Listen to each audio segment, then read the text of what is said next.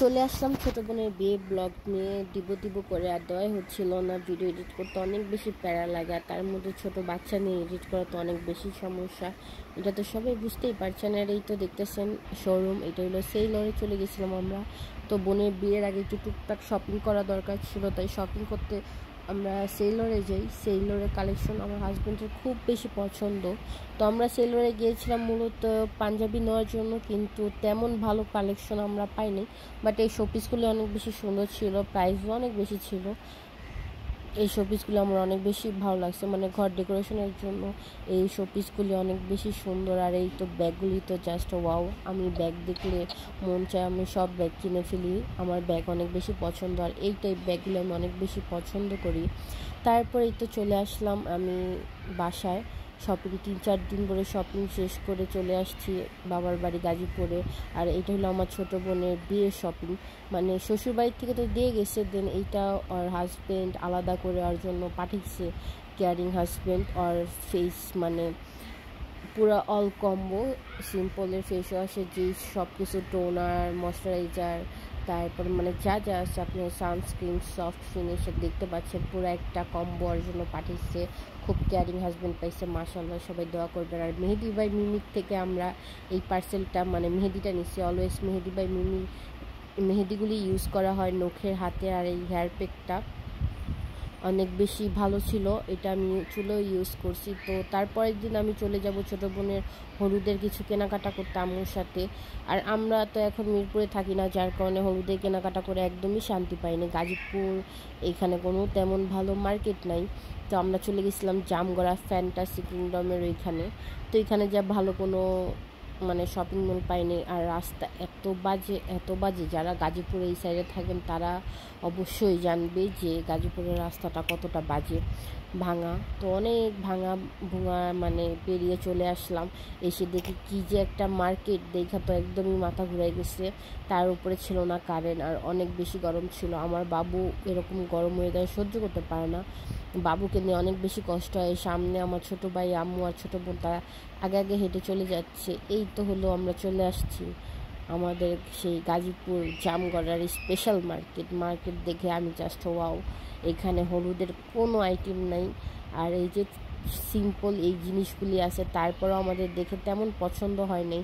ওইখান থেকে কিছু একটা নিয়ে চলে আসছি, কারণ যা আছে এখন হলুদের প্রোগ্রামটা তো করতে হবে, ঘরোয়াভাবেই আমরা করছি। তো এটা হলুদের দিন সকালে আমি চুলে মেহেদি বাই মিমির হেয়ার প্যাকটা দিচ্ছিলাম। ওদের হেয়ার প্যাকটা খুব বেশি ভালো ছিল, ছোটো বোন অর্ডার করছে বিয়ের আগে একটু নিজেকে তো সুন্দর করে সাজানো লাগে, যার কারণে এই মেহেদি বাই মিমির থেকে হেয়ার প্যাকটা আমরা নিয়েছি। আর এটা আমার দাদু আমাকে অনেক বেশি ভালোবাসে, আর আমার দাদিকেও আমি অনেক বেশি ভালোবাসি। আর পাশে ব্রাইড বসে বসে সাজতেছে, একটু পরেই দেখতে পারবেন। এই তো সাজতে প্রথমে আমার এই বোন ওকে হাত ভরে মেহেদি দিয়ে দিছে, দেন ওকে হলুদের শ্বাসটা সাজিয়ে দিছে। আর হলুদের শ্বাসটা অনেক বেশি সুন্দর হয়েছে, সবাই দেখে বলছে ছোটো বোনটা অনেক কষ্ট করছে, ওকে অনেক কষ্ট নিয়ে ওকে প্রথমে মেহেদি দিছে, দেন ওকে সাজাইছে। কিন্তু লাস্টেও আর হলুদে অ্যাটেন্ড করতে পারেনি, ওরা বা স্টুডেন্টের পরীক্ষা ছিল, যার কারণে আর হলুদে ছিল না। আর এই তো আমার নানু বাসার সবাই, মামাতো খালাতো ভাই বোন সবাই এখানে। আর এই যে যার দেখতে পাচ্ছেন নাচতেছে, এটা হলো আমার মেজো খালামণি, সে অনেক বেশি আনন্দ করে সব কিছু অনুষ্ঠানের মধ্যে, তার অনেক বেশি ভালো লাগে। আর এখানে যারা ছিল তাদের সবাইকে আমি সাজিয়ে দিছি, কিন্তু আমি আর তেমনভাবে সাজতে পারিনি, কারণ ছোটো বোনের গায়ে হলুদ, মানে মনটা অনেক বেশি খারাপ ছিল। আর এইটা আমরা ঘরোয়াভাবে ওড়না দিয়ে, হিজাব ওড়না দিয়ে আমরা নিজস্বভাবে মাথার বুদ্ধি খাটিয়ে এটা ভিডিও মানে ডেকোরেশন করেছি। ডেকোরেশনটা কেমন হয়েছে অবশ্যই জানাবেন। আর এই তোর হলুদ এইসব আয়োজন করা হয়েছে, এগুলি সব খালামণি, আম্মু, আমরা সবাই মিলে করেছি। আর এই যে প্রথমে ওকে ওর এক পাশে ভাইগনা আর এক পাশে হলো ওর ফুফাতো ভাই, আমার ওকে হলুদের সব কিছু খাবার খাওয়াইতেছে, হলুদ দিচ্ছে। মানে ছোটো বোনের বিয়ে হয়ে গেছে, এই জিনিসটা মানে অনেক বেশি কষ্ট লাগতেছে। ভিডিওগুলি যখন আমি এডিট করতেছিলাম তখন আমার চোখ দিয়ে পানি চলে আসছে, কারণ এখন আম্মুর বাসায় গেলে ঘরটা একদমই ফাঁকা ফাঁকা।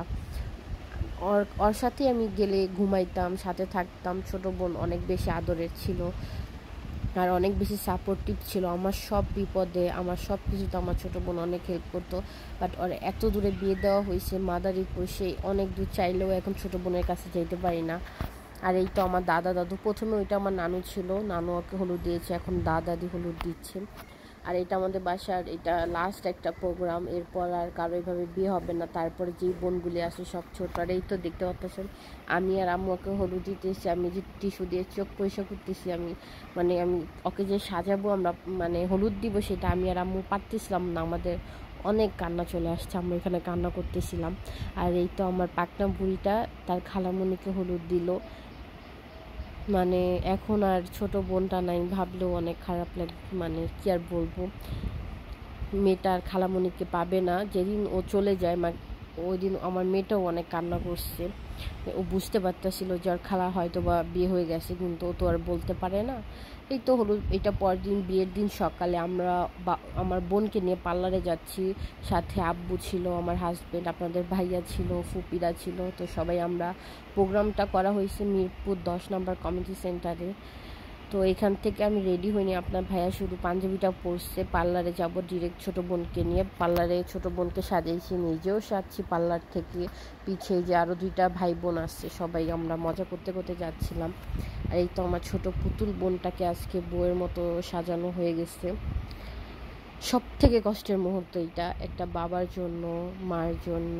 এটা হলো আমার দাদা বোন, এই মুহূর্তটা অনেক বেশি কষ্টের ছিল। আমার মা তো অনেক কান্নাকাটি করছে যখন আমার ছোট বোন কবুল করতেছিল। আর এই যে পিছিয়ে আমার ছোট বোনটাকে ধরে রাখছে, এখানে কবুল বলাইতেছে। এই ছোট বোনটা আলহামদুলিল্লাহ কবুল করলো।